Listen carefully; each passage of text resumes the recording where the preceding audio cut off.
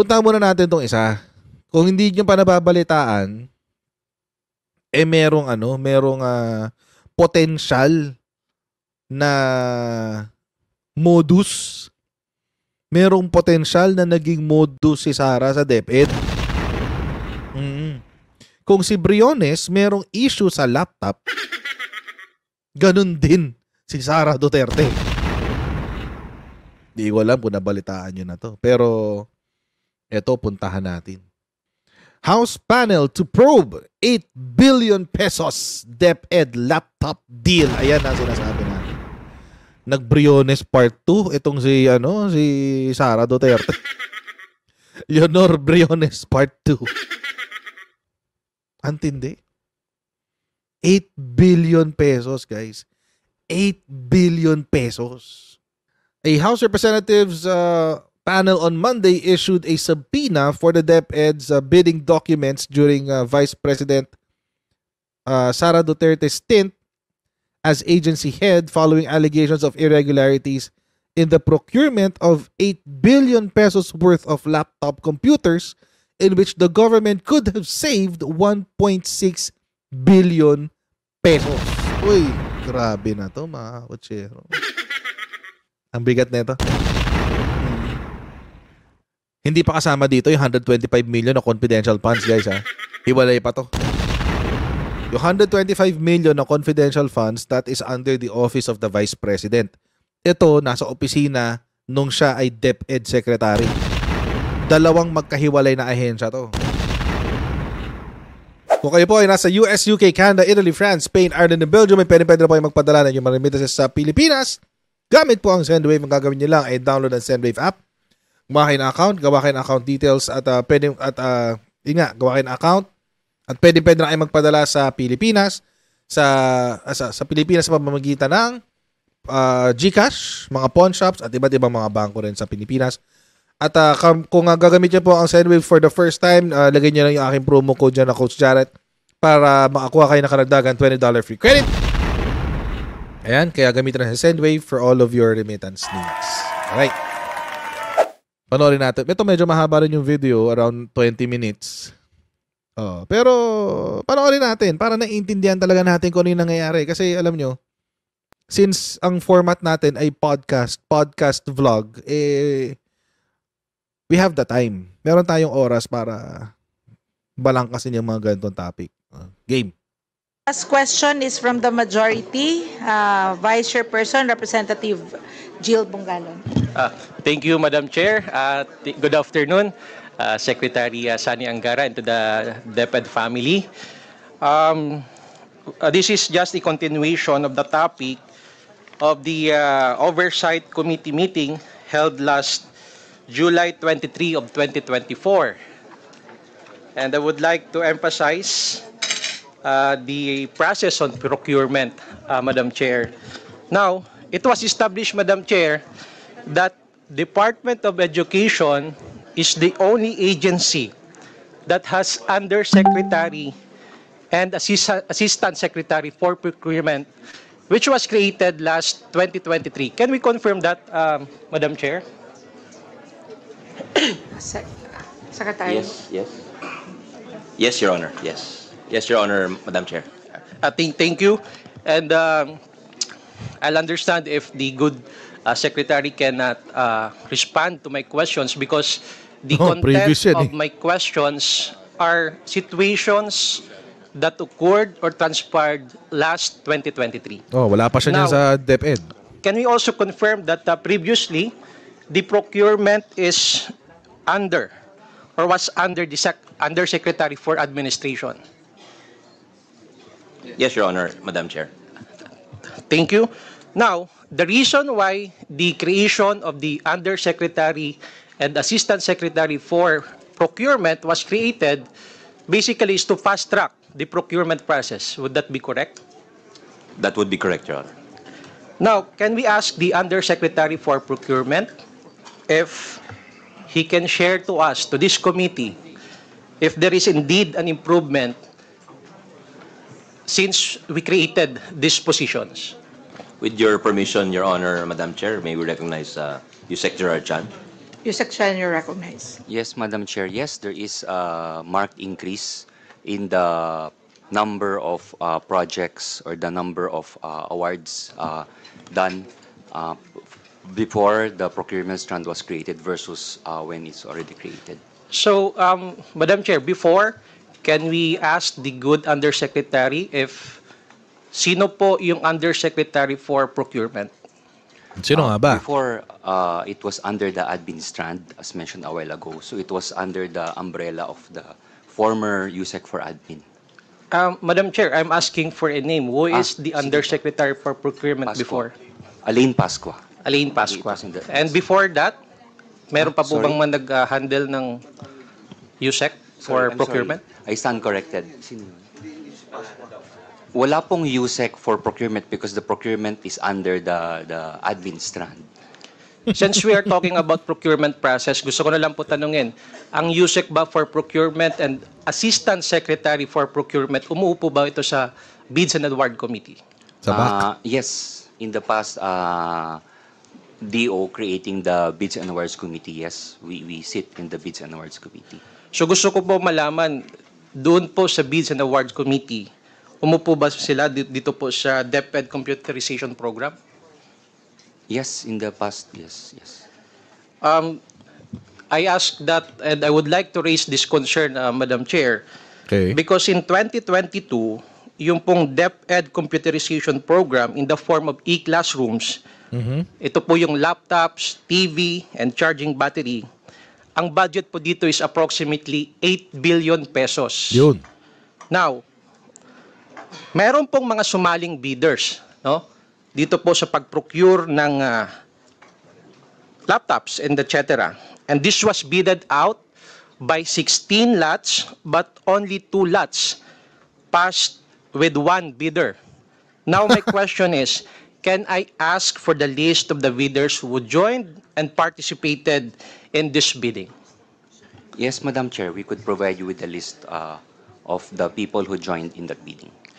Now, because, Madam Chair, I have an information that out of the 16, 14 lakhs were rebidded because the bidders were disqualified.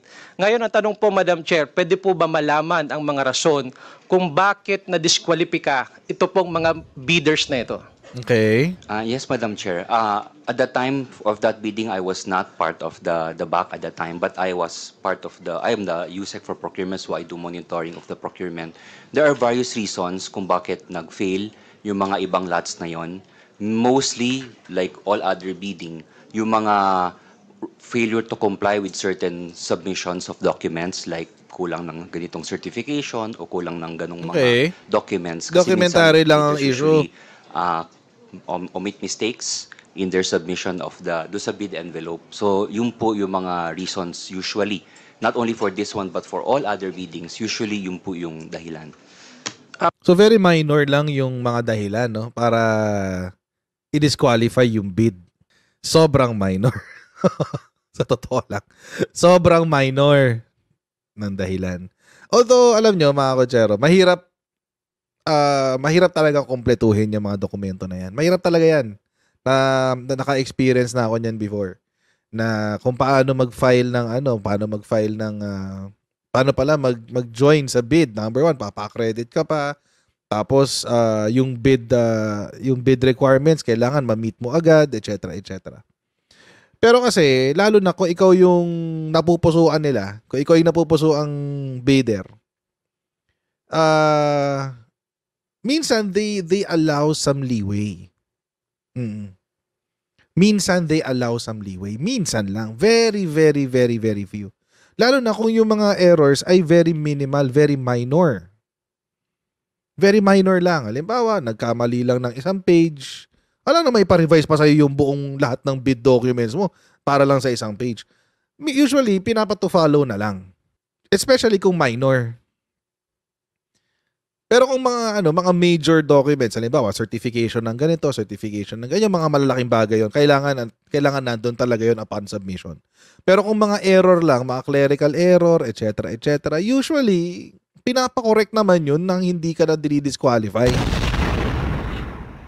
It's good magandang step actually yung pinopropose dito ni Congressman na alamin kung ano ba yung naging cause ng pag-disqualify ng mga bidders. Bakit?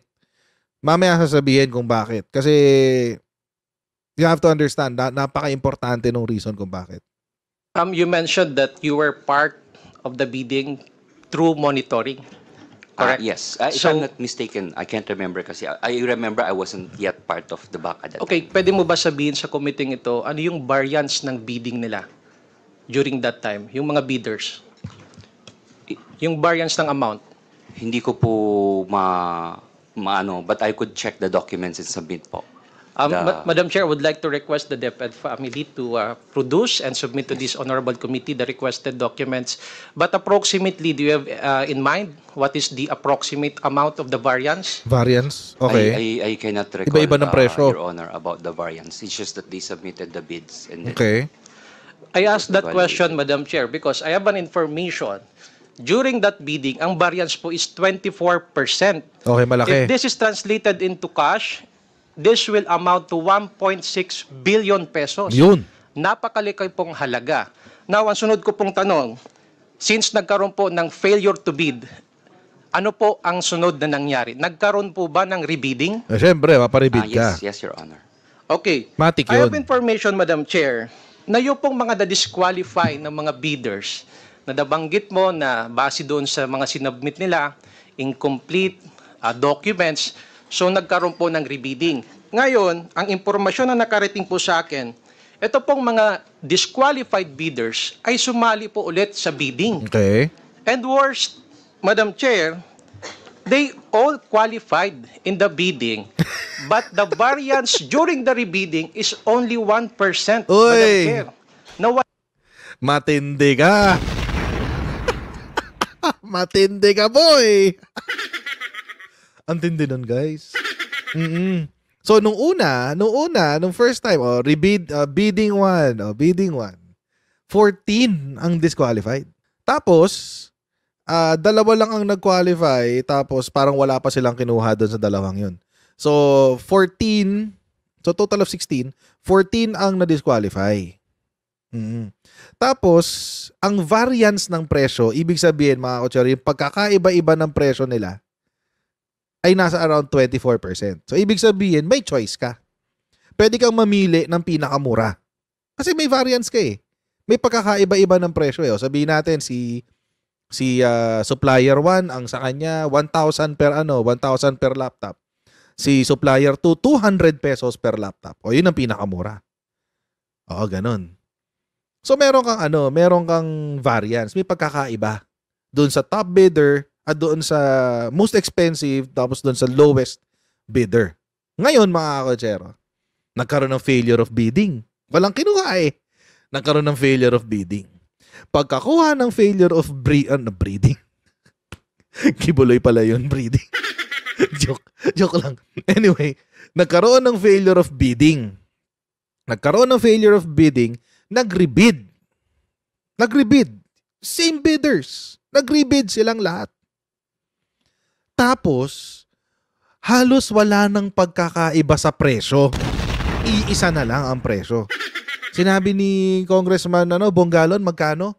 1% na lang ang variance. 1%. Ano nangyari? Nag-usap-usap yung supplier? Yan na yung problema. Ano nangyari? Bakit nagkaroon ng variance na 1%? From 24% bumaba to 1% ang variance. Ibig sabihin, halos wala na silang pagkakaiba sa presyo. Kaya nga variance eh. Pagkakaiba eh. So, pakinggan na. And ito yung difference ha. Doon sa unang bid, pwedeng makatipid ang gobyerno ng 1.6 billion pesos. Yung 1.6 billion pesos na yan could have been allotted to other government projects. Mga kotsero, 1.6 billion pesos is not a small amount. Hindi maliit na halaga ang 1.6 billion pesos. Pero, nagbayad sa second bid nagbayad ang Department of Education ng additional na 1.6 billion dahil pinalampas nila yung mga naunang bid. Ano nangyari? Hindi natin alam. Wala po yung 20% na supposedly na-save po ng gobyerno sa pag-procure po ng mga laptops.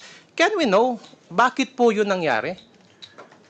What I can recall, Your Honor, kasi usually pag nagkakaroon ng rebid, not only in this one, as a general concept, pag nagkaroon po ng rebid, the bidders are able to correct their mistakes already. Sa documents. Kasi siyempre, nakita na po nila yung pagkukulang nila, nakakapag-submit na sila kung ano yung kulang nung Yes, sa first round. documents. Yes, but we're talking the bidding of the The laptop. amount. So, this is specific. Gusto ko lang malaman. Kasi sayang yun 24%. So, di ba, tama naman yung punto ni Congressman Bongalon Walang problema doon sa nakapag-rebid sila dahil na-correct nila yung mga dokumento. Walang problema doon. Ang problema, mga kotsero, napunta doon sa pagre-rebid tapos halos nagkapare-pareho na sila ng presyo. Ano nangyari? Saan napunta ngayon yung savings? Wala. Wala nga yung savings doon sa pangalawang bid. Ano nangyari? Yan. Yun ngayon yung sinasabi nila na rigged. Rigged yung bidding. Inimpluwensyahan yung bidding process para merong kickback. Sana ang na-save ng ating gobyerno. Ito po ay nagkakahalaga ng 1.6 billion. So, nung nagkaroon ng rebidding, naging 1% na lang yung variance. So, ano wala po ka yung ng nangyari? savings. Hindi ko po masabi or hindi ko po alam kung ano yung nangyari kasi po sa mga bidders po yon kung paano sila magbid. Ang aming pong role kasi is i-evaluate yung mga documents. So ang aking masasabi lang by way of, as a general concept is during the rebid, they are able to correct their mistakes. And during the rebid, sometimes prices might have changed. There are maybe many other factors. Let's say if it's imported, there are foreign exchange implications or sometimes customs duties and all that, nagbabago-bago po. There are many factors po, minsan logistics cost and all that. So yun po, I'm just answering based on theory kung ano po yung posibleng mga Wala yung factors documents which would cause na during rebid nagbabago yung presyo at usually nagbabago rin po yung dokumento na sinasubmit po nila. Okay, so nabanggit nyo kanina na you were monitoring of the bidding. Ngayon, pwede ko ba malaman sino po yung head of the procuring entity during the first bidding? Ay.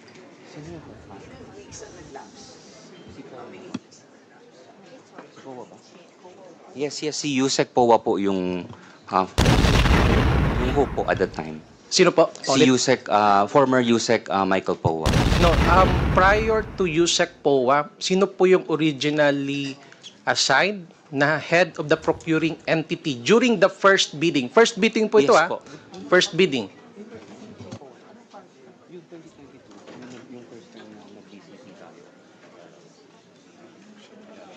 Yes po, siya po yung... Michael Powa pa rin. Can you please check your records? Because I have an information that it was Yusek Glo Mercado during the first bidding. Can we get a confirmation from the DepEd, Madam Chair? Hirap na hirap sumagot Hirap yarn. Hirap yarn. And if I may add, Madam Chair, may I also ask, who is the BAC chairman at that time during the first bidding? Bidding I want bidding an and answer awards. from the DepEd family, Madam Chair. Yes, we will be checking the record of the BAC kung sino po yung BAC at the time. Yes, please. Can we do it as soon Yes, as possible, I'm doing it ASAP? now. Thank you. While waiting for the Hirap mag-defend ng answers, Madam budget. Chair, I raise these concerns because probably there's an irregularity in the procurement. Yun. And there are personalities involved at meron pong nangialam dito. Yun pong paniniwala ko. Kasi nagkaroon na po ng bidding, ang hindi ko po maintindihan Ba't wala bakit nakuha? hindi natin tinuloy. Correct. Sayang po ng 1.6 billion. na masisave po ng ating gobyerno kung sabihin na lamang natin na ang laptop is worth 100,000, ilang Oh, laptops 100K, na po ang mabibili nun? So I want answers, Madam Chair, from the Department of Education kung sino po yung mga personalidad during that time. Yes, Your Honor. I'm having it retrieved, Your Honor. Madam Chair, pwede ko na pong tulungan. I just want a confirmation from the DepEd. Ang back chairman during that time, if I'm not mistaken, it was Asek Bringas. Oh, si Bringas. Yes, Your Honor. Correct? Nag-resign yan eh. The undersecretary for, the head of the procurement entity is, it was Yusek Glo Mercado. Correct? I will double check about Yusek Glo, Your Honor. Kung siya po yung hope during the first bid versus yung sa rebid. I cannot recall kasi I'm checking, sir. Okay, so assuming na Yes, sir. subject to confirmation, ano po ba nangyari kay Yusek Mercado at doon po sa dating back chairman? Asan na po sila ngayon?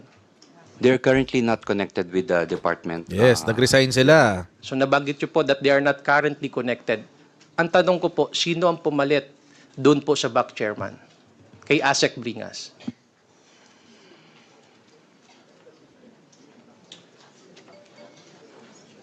Asik Bringas.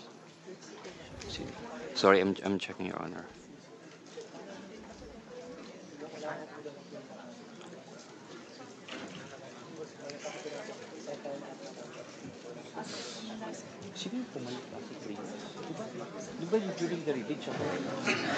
Madam Chair, people come and go. We understand that. Pag may umalis, alam po natin kung sino yung pumalit. So, I don't know why Correct. it's Hindi nyo very alam. difficult on the part of the DepEd, Hindi nyo alam kung sino yung especially pumalit. on the officials, na during those times ay nandun po. No? Hindi po nila masagot Hindi na kilala. directly.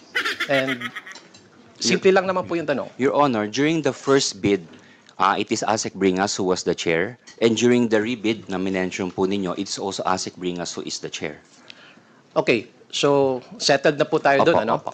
Now, again, si Yusek Glo Mercado is no longer connected with DepEd, Opo, correct? opo. Sino po at that time ang pumalit kay Yusek Mercado? Yung pumalit po bilang hope ay si Yusek Mike Poa.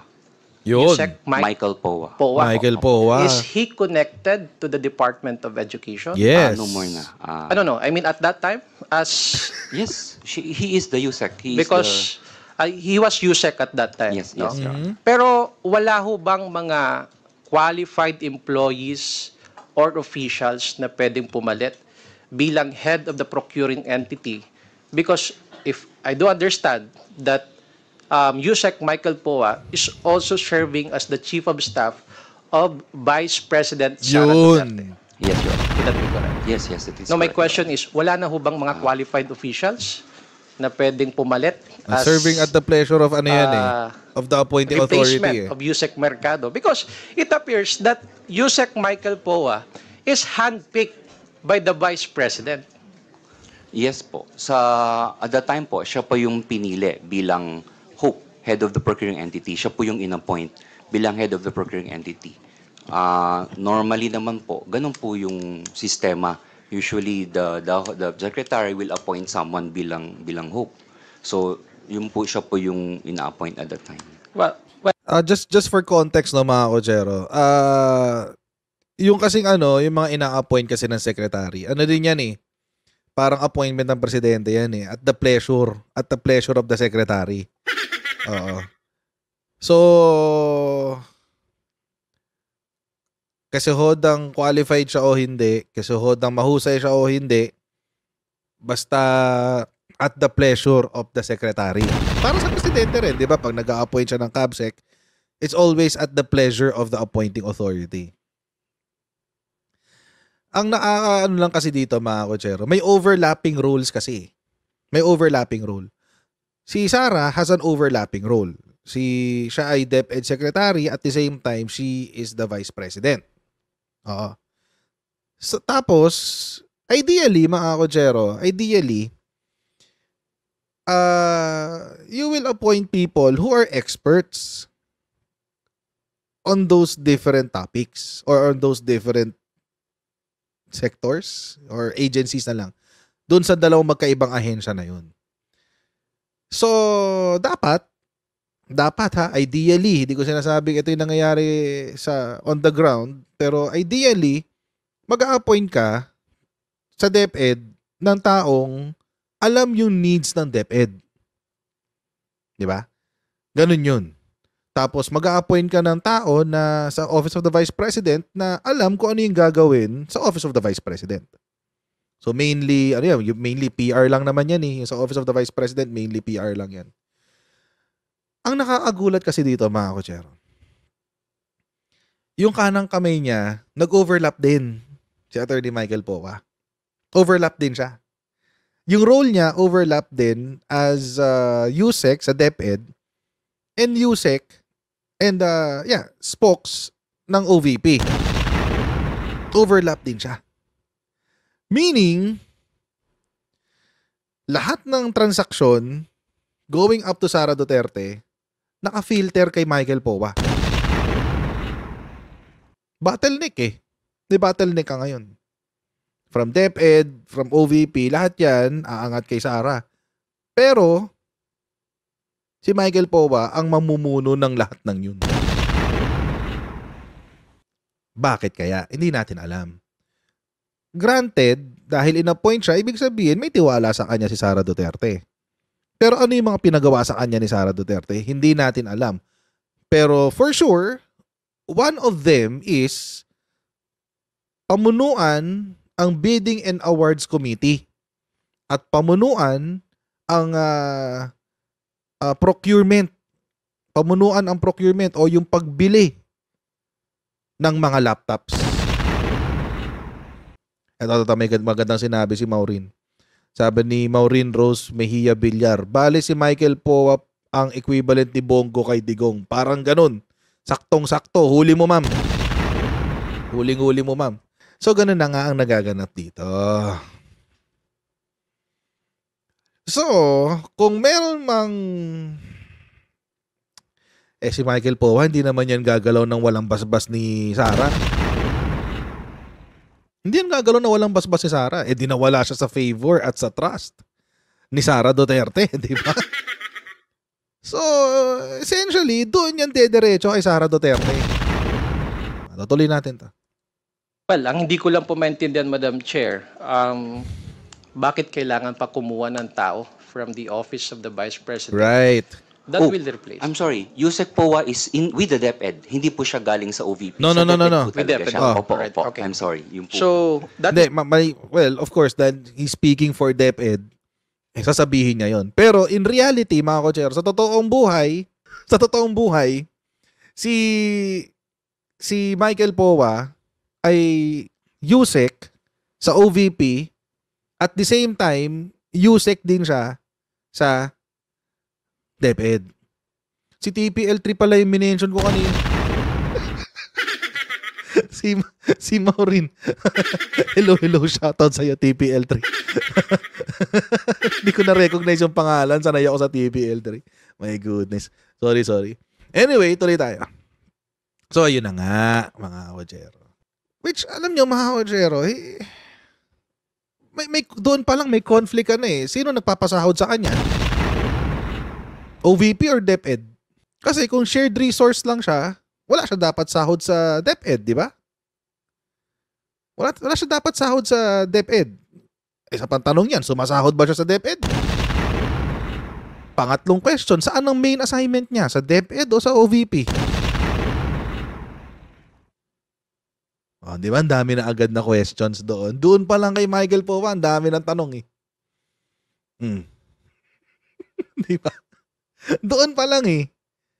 Doon pa lang. Kasi mga kotsero, nakalimutan ko lang yung tawag. Pero pwede naman kasi yun eh. Pwede ka mag-share ng human resource sa ibang ahensya. Pero dapat ang role niya ay pareho sa ginagawa niya currently, number one. Pangalawa, wala siyang sahod dun. Dapat hindi siya sumasahod dun. Dapat at best meron lang siyang per diem. Per diem ang matawag doon. Per diem lang meron. So, hindi pwede yung sahod. Per diem lang, allowance. So, ang tanong, sumasahod ba si Michael Poa both agencies? At saan ang main agency niya? Sa OVP or sa DepEd? Tuloy natin. Is already established, Madam Chair. And now, can we ask the explanation kung bakit doon sa rebidding, naging 1% na lang Correct. yung Bakit variance? nagkapare-pareho yung presyo? Because the Filipino people deserves to know. Right. Dahil pondo po ito ng taong bayan. Ang pondo po ito para pangbili po ng laptop and other ECLs. So, yun lang po yung aking kini-question Yes, Your dito. Honor. Yes, The Your Honor. possible irregularity, the graft and corruption that is so patent in this bidding. Sa madaling sabi po, Madam Chair, rig po yung bidding. Rig. We will True. double check It's on rigged. that because ganun po yun nangyari. Nagkaroon ng rebidding, marami naman pong sumali at yun po yung naging resulta ng rebidding. So, same bidders po ito, ano? Yung una, na-disqualified sila because sabi mo for various reasons. Number one doon, yung hindi nakapag-submit ng mga kumpletong dokumento, may mga aayusin. But then again, during the rebidding, sila pa rin ang Sila pa rin. sumali at Isang presyo na lang meron sila. nagkaroon ng maliit na lang na variance, no? Imagine from Galing 24% to the 1%. Nag-usap-usap sila. Yun po ang gusto kong ipaabot, Madam Chair, with this procurement, with this DepEd computerization program, kung bakit ganun po ang nangyari. In fact, may Grabe, problema grabe talaga po yun. tayo sa procurement. No? And ang nagtataka ko, kaya nga ho kayo nag-create ng Undersecretary and Assistant Secretary for Procurement para po mapibilis ang pagbili ng mga laptops. But apparently, the record shows, Madam Chair, na sobra ang delay, ang baba ng utilization nyo sa pag-procure ng mga gagamitan. So para saan pa na maglagay ho tayo ng pondo Patay. kung hindi po nagagamit sa tama? Sabog itong ang pera? programa. If I may interrupt, I wish to manifest my concurrence to the observation of my esteemed colleagues, the Honorable Bongalion, the Honorable Garin, the Honorable Asidre, and even the Honorable Amatong. And I therefore respectfully invoke, Madam Chair, the oversight power of the Congress. Thus, this representation respectfully move for the issuance of subpoena duces tecum Patay. in order to require the office concerned to produce all the bidding documents 2022, 2023, 2024, including the acceptance of the end users. And I wish to know shucks. also the feedback of the teachers. Because I surmise na baka itong dineliver ninyong mga computer are not in good condition anymore. I wish to manifest as well, Madam Chair, that if we are able to establish findings based on Patay. the documents to be submitted to us, then I recommend that we initiate a separate investigation Oh on this. no, So moved, delikado Madam si Chair. Sara. We hear a motion duly seconded from the members of this committee to issue a subpoena for all the documents. And by virtue of the oversight function of the committee, there any objection? Hearing none, the motion is carried. Madam Chair, I just wish to manifest that the recommendation to conduct a separate investigation is in order not to compromise the budget process of the Department of Education under the new secretary, with whom I wish to express hope that we will be able to find ways in be able to address the delays and the irregularities which we have established through this budget briefing, Madam Chair. Thank you. Patay. Iiyak ang mga DDS na ito. Nakikita ko na ang roadmap. Nakikita ko na kung saan papunta to. Alam niyo yung ano, kapag nasa office kayo or nagwo-work kayo siyempre sa mga kumpanya nyo, etc. Kapag minsan may mga okasyon na ikaw ay pagtitripan ng iyong mga boss, lalatagan ka ng lalatagan ng papel. Oo. Hanggang sa magkaroon ng probable cause na ikaw ay i-terminate.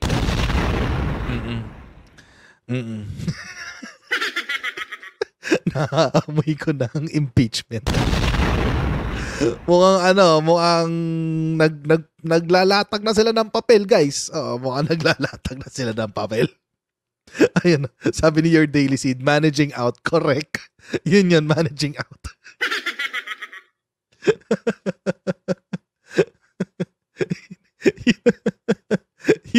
yun yung nangyayari dito, guys. Oo, yun yung nangyayari dito. Mukhang hindi tatagal si Sara. Mukhang yung distab nila ay magiging impeachment ni Sara Duterte. Yung destabilization nila kay PBBM is going to become an impeachment versus the Vice President. Mukhang ganon. Hindi lang itong sa laptop. By the way, just so I can mention, hindi lang ito yung naging issue ng ng DepEd sa laptop. Meron din nung nakaraan. So, ito, meron pa nakaraan kay Briones. So, itong nangyayari ngayon is on top of what happened in the past. Yung last time was 2.3 billion. 2.3 billion yung kay Briones. Etong kay Sara, mas malaki. Hindi hamak. 8 billion. Grabe, no? Nirig nila yung bidding process. Ano kaya ginawa, no? Let's play the devil's advocate, no? Paglaruan lang natin sa isipan nating lahat. Halimbawa, totoo na nirig. Totoo. Halimbawa lang, ha? Hindi ko sinasabing totoo. Baka mamaya, bukas may subpina na ako kung saang artist. Or kung saang fiscal's office. Anyway. Halimbawa lang, ha? Halimbawa, totoo. Sino kaya ang nakipag-usap sa mga supplier para sabihin na gantong presyo na lang. Gantong presyo na lang. Para pasok ka na. Or pwede rin ganito. Dagdag mo na yung pang SOP mo dyan. Dagdag mo na. Pang SOP mo dyan. Ganon. Sa lahat ng 16 na nagbid. Dagdag mo na yung pang SOP dyan. Ano ba naman yung 20-30%? Diba? Ay, wala akong sasabing pangalan kasi nga halimbawa lang to, wala akong sasabing pangalan. Diba? Or kaya ganito yung sinabi. Ay, sabi ni boss ganito eh. Supplier 1, sabi ni boss ganito. Pwede bang ganito ganyan? Dagdag mo na dyan yung SOP. Or baka nagpa-meeting sa lahat, no? Lahat ng 16 bidders, syempre, sasabihin yung bad news eh. Sasabihin, ay sorry, wala po kaming pinili sa inyo. Opo. O kinonference niya. Wala po kaming pipiliin eh. Magpaparibid po kami, wag po kayong mag-alala. Oo, pero sana ganito na lang ho yung gawin natin. Ganon. Si Ursula siguro. Sa utos ni Ursula. Kilala niyo ba si Ursula? Kung di niyo kilala, i-research niyo si Ursula. Anyway. Pinapatawag ka ng kaibigan natin sa DepEd. Oh, yan. Dahil mabuti ka raw kaibigan. Dahil mabuti ka raw kaibigan, baka naman pwedeng ganto-ganto. Yun. Hindi ko alam kung paano pa nila ginagawa yung pagkatanggol kay Digong, tsaka kay Sara, tsaka sa mga iba pa, kay Pulong, tsaka kay Baste. Parang napakahirap nila yung pagtanggol ngayon. But again, mga kakutsero, huwag nilang sabihin inaatake sila.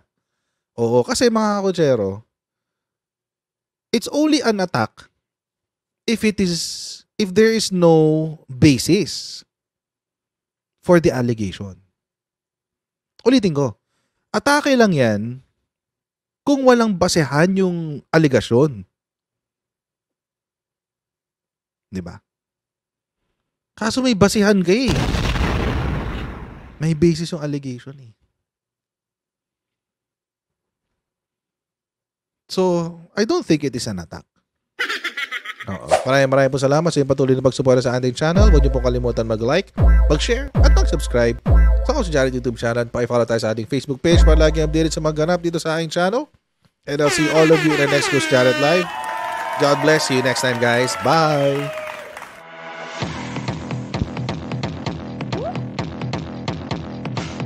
Huwag ganun. Huwag natin gawing tanga mga Pilipino. Mas maganda kasi nasa lugar ka ng tama kaysa yung pinipilit mo yung pagkakamali.